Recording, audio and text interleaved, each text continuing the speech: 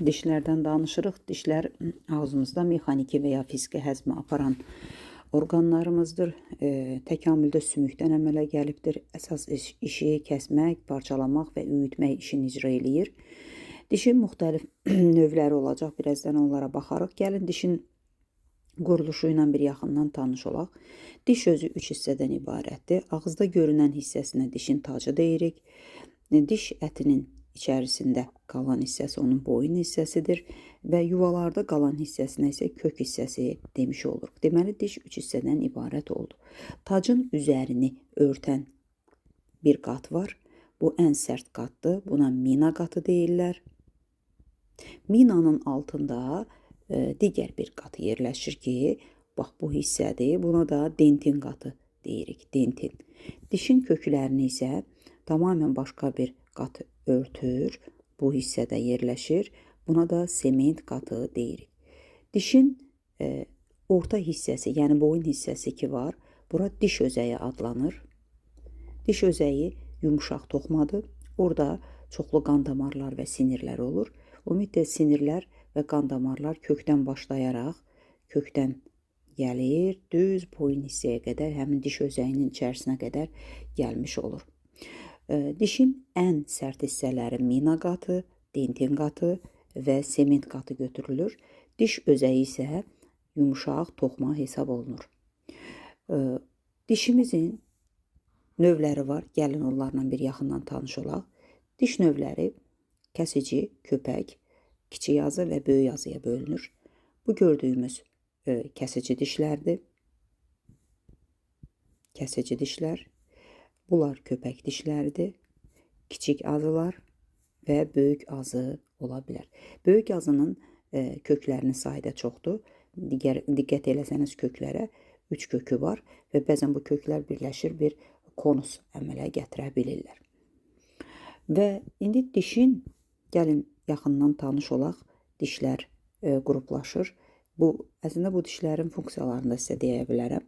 Baxın, burada kəsici dişlər əsasən qidanı qopartmağa xidmət edir.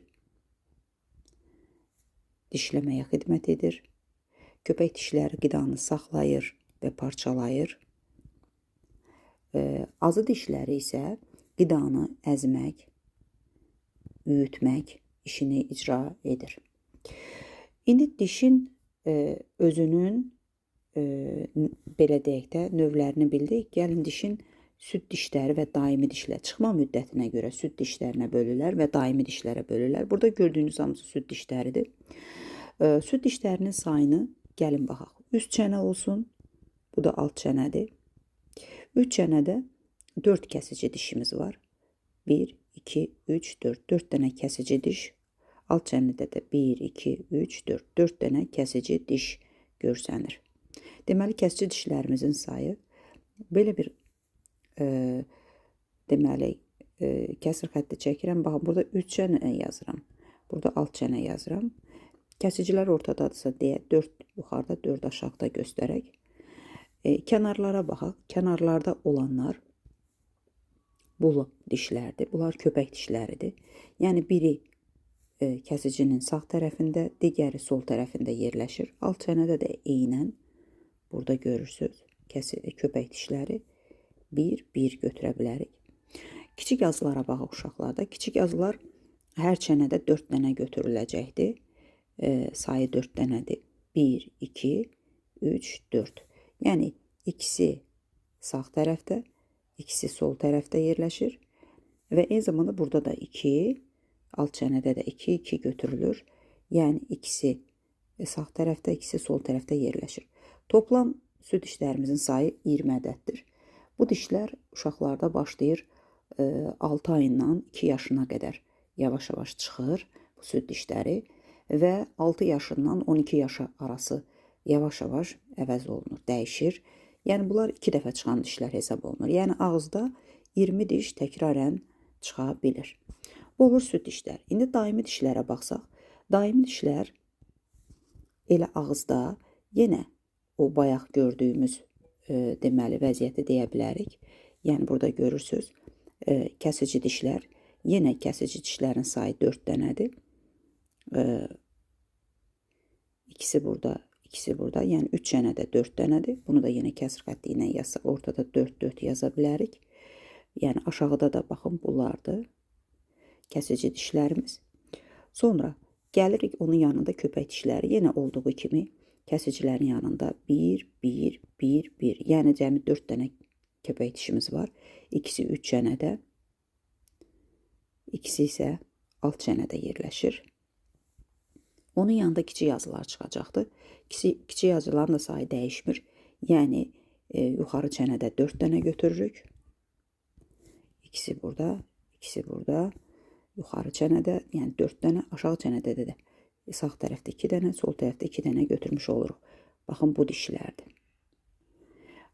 Daimi dişlərdə dəyişən artıq burada böyük yazılarda çıxacaqdır. Böyük yazıların sayı 12 dənə ümumiyyətlə böyük yazı cəmi dişimiz var. Bunun 3 çənədə 6-sı görsənir.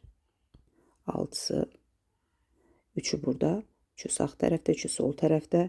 Alt çənədə də 3-ü sağ tərəfdə, 3-ü deməli sol tərəfdə yerləşir. Yəni 3, 3, 3, 3. Toplayanda 32 dənə daimi dişi olur. Böyük yazı dişlərinin sayı gördük ki 12 dənədir. 12 dənə böyük yazı dişi var. Bu 12 böyük yazının 4-ü ağıl dişləridir. Və bu 16-22 yaş aralarında çıxa bilir. Bəzən 22-dən də sonra çıxma olur. Bəzən heç çıxmır bu ağıl dişləri. Yəni bunların 4-ü hansı axırıncıları. Baxın, burada işarə eləsəm, axırıncı dişlər ağıl dişləri sayılır. Və bu ağıl dişləri ola bilər çıxmasın. Yəni diş yuvalarında da qala bilər. Buna retensiya deyirlər. Yəni mənası ləngimə deməkdir. Yəni ağız boşluğunda bunlar ləngiyə bilər, çıxa bilməz. Bu da diş haqqında. Cəmi 32 dənə daimi dişimiz var. Ümumiyyətlə insan öz ömrü boyu ərzində, öz ontogenezində 52 dənə diş çıxardır. Bunun 20 dənəsi 2 dəfə çıxır. 12 dənəsi bir dəfə çıxmış olur. Yəni bir dəfə çıxanlar böyük yazı dişlərimiz olmuş olur. Bu diş haqqında. Və bir də ət yeyən, ot yeyən və həşərat, daha doğrusu hər şey yeyənlərdə dişlər biraz fərqlidir. Dişlər müxtəlif quruluşdadır. Məsələn, ət yeyənlərə biz kornivorlar deyərik. Kornivor. Ot yeyənlərə herbivor. Hər şey yeyənlərə omnivor.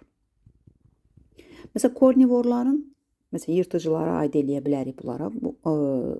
Bunlar ət yeyirlər və ət yediklərinə görə bunlarda kəsici və köpək dişləri daha yaxşı inkişaf edib.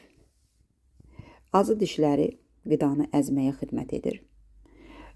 Ot yeyənlərdə isə bunlarda kəsici köpək qoparmağa xidmət edir. Kəsici və köpək var, qoparmağa xidmət edir.